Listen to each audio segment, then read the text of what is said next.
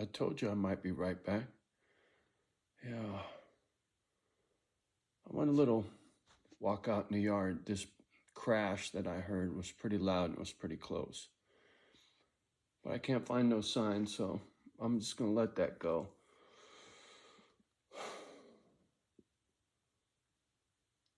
And then when I come back in the house, sitting here bored, tired of listening to the shit on the tube about voting and who the Republicans, the Democrats, all that bullshit, right? I was just sitting here thinking, man, should be nice to have a beer. You know, it's been 2 years last 4th of July that I drank alcohol. Not even a sip, nothing, right? It was important to me. I was about to kill myself with booze, right? It was bad. Even my body was starting to show signs. I was getting the red blotchy shit on my face. My ankles were starting to get swollen. My liver was starting to let go. I could tell. And I feel healthy now. I don't, much better than I did when I was drinking. So I think I didn't do any irreversible damage, but I miss it, man.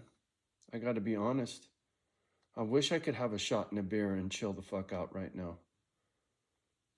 Man, because see, I'm not a a Wes Watson uptight motherfucker where, you have to be regimented about your sobriety. Because if I didn't live in this fucked up state, I'd be smoking a fatty right here while I was talking to you guys. You know what I'm saying? Because pot calms me. It allows me to relax, and it definitely helps me with this lousy childhood anger, PTSD bullshit, right? It quells that uneasy feeling, right? That, you burn one and you got that peaceful, easy feeling on you. And the thing about getting high or getting drunk, whatever mind-altering substances, right? It's moderation. I wish I was somebody who could teetotal. I wish I was somebody who could, have a couple beers, get a little buzz, and get a good night's sleep. Or be at a wedding, get a little buzz and dance and have a good time without getting smashed and acting stupid. Yeah. There was a time where that's how it was for me. I would never kept alcohol in the house. The only time I drank is when I went to a bar or a nightclub or was at a wedding or a funeral or a whatever, right? There had to be a reason to drink. I never drank just to drink. And then once I started down that road, it got real easy to get worse and worse with it.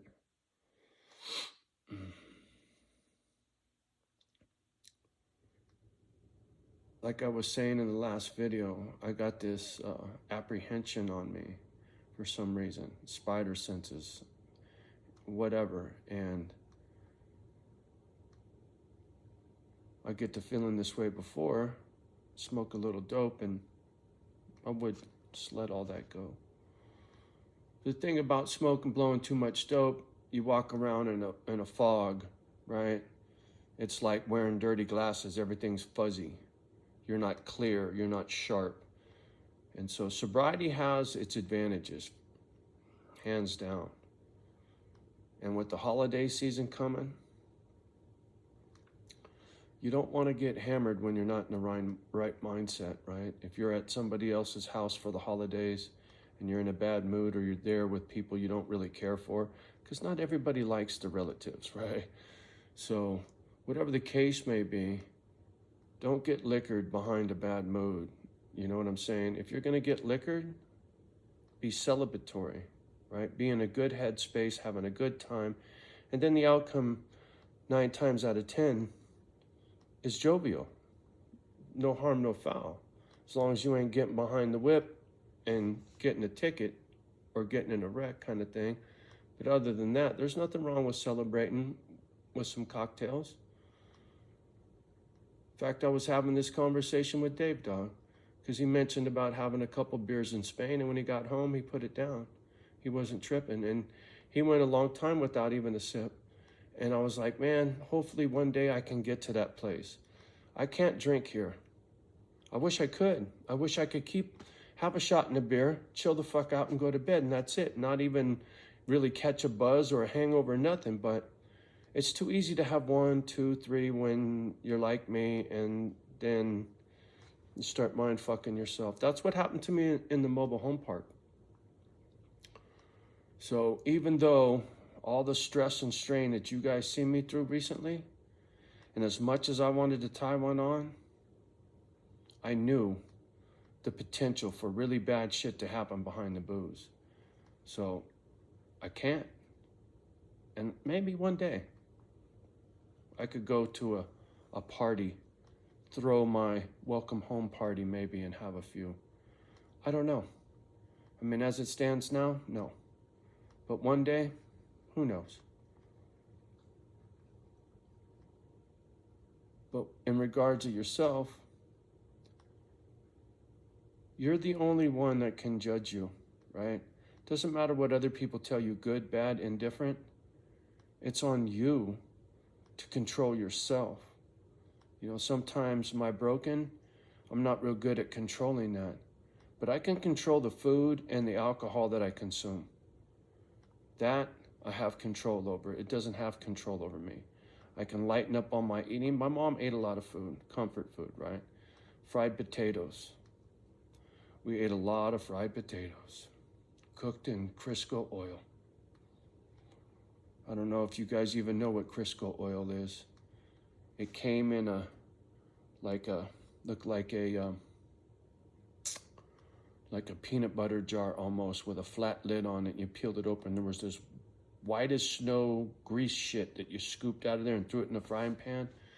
Mom would cut up potatoes into little square chunks, almost like big hash browns kind of, but bigger than that. Or she would cut them into slices, not French fries, but like little Frisbee slices, right? And Mom knew how to cook some fried potatoes, boy. But that's a lot of grease, a lot of salt, a lot of carbohydrates. That's how Mom got up to 300 pounds. So the moral to the story is, whatever your crutch, if you got one, you control it. It doesn't control you. You think it does, but it doesn't. Because ultimately, at the end of the day, it's on you. Doesn't matter what happened in the past. It has to be like that. Because the outcome is you're going to hurt the people you love, you're going to hurt yourself, and you're going to die an early death.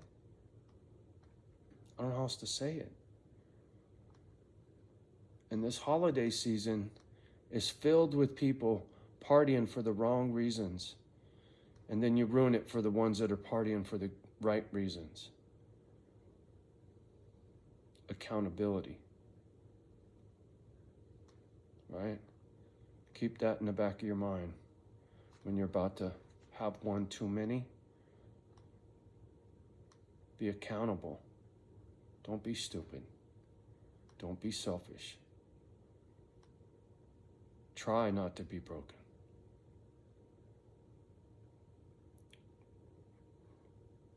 See, these are things I tell myself to get through times like this. Because I'm lonely, right? I'm staring at some very, very, very hard days coming up. And they're dark for me. And I already know this because I've been through them before.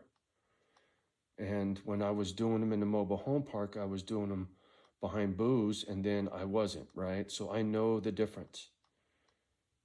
And coming up here, it's worse because I got no friends, man.